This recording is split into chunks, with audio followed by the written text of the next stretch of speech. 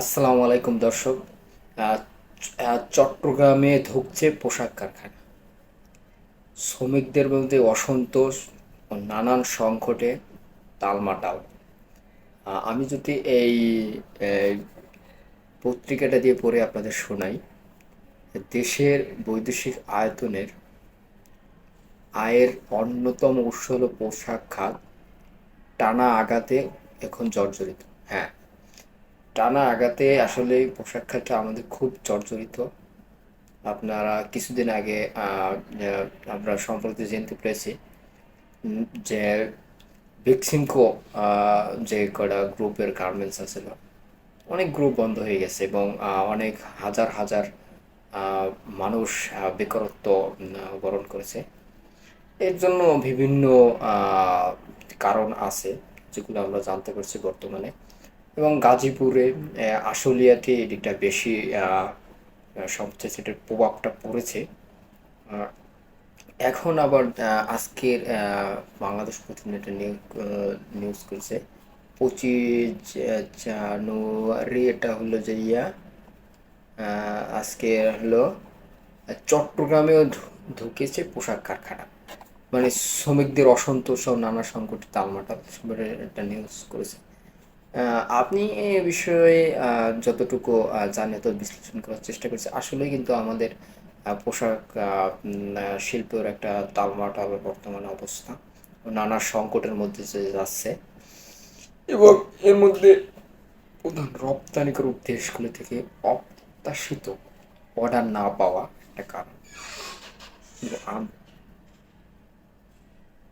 আন্তর্জাতিক বাজারে পোশাকের দাম কমে যাওয়া একটা কারণ। গ্যাস বিদ্যুৎ সরবরাহ বিঘ্ন, এটাও একটা কারণ। শ্রমিকদের অসন্তোষ সহ নানা সংকটে টালমাটাল। আসলে এই পরিস্থিতি বা আরো আরো কারখানা যে সংকটের টালমাটাল, এর জন্য বিভিন্ন কারণ আছে এবং এর জন্য অনেক বড় একটা প্রতিবেদন লিখছে এখানে। প্রতিবেদনটা প্রকাশ করেছে চট্টগ্রাম থেকে মোহাম্মদ সেলিম। ইত্যাদি ইত্যাদি বলা হয়েছে। এবং জানা যায় যে বিশ্বব্যাপী করোনা মহামারী শুরু হলে ধাক্কা খেতে থাকা দেশের রপ্তানি আর অন্যতম খাত পোশাক শিল্প। মানে করোনার পর থেকেই এই পোশাক শিল্পের ধাক্কা খেয়েছে। তার জন্যই আজকের এই পোশাক খাতের সব দেশে সব বিশ্ববিদ্যালয়টা। এরপর আসে রাশিয়া ইউক্রেন যুদ্ধ এবং মধ্যপ্রাচ্যে লোহিত সাগর সংকট সংঘাত খাতে পরিস্থিতি জটিল করে তোলে। ইত্যাদি ইত্যাদি বিভিন্ন কারণে। এবং ব্যাংক ঋণের উচ্চ সুদ এবং ডলার বিপরীতে টাকার অপমূল্যায়ন, কারণ কাঁচামাল আমদানির ব্যয় বৃদ্ধি, ইত্যাদি ইত্যাদি কারণে সব জায়গায় পোশাক খাতে টালমাটাল অবস্থা তৈরি হয়েছে। যার মধ্যে আমাদের দেশের প্রভাবটা পড়তেছে এবং এর ভবিষ্যৎ কোথায় যে দাঁড়াবে। চরম চুরুঙের তৈরি কারখানা মালিকের লোকসানের গুনতে গুনতে এবছর বন্ধ হয়েছে কমপক্ষে 80টি পোশাক কারখানা, এর মধ্যে অলরেডি বন্ধ হয়ে গেছে। কর্মীদের সময় মতো বেতন দিতে হিমশিম খেয়েছে শত শত কারখানা। হ্যাঁ, রাইট। আমরা জানছি যে কর্মীদের বেতন ভাতা নিয়ে তারা আন্দোলন ইতিমধ্যে চলতেছে, গাজীপুরে চলতেছে। এবং এইভাবে চলতে থাকলে কতদিন হবে চাপে বলা যায় না।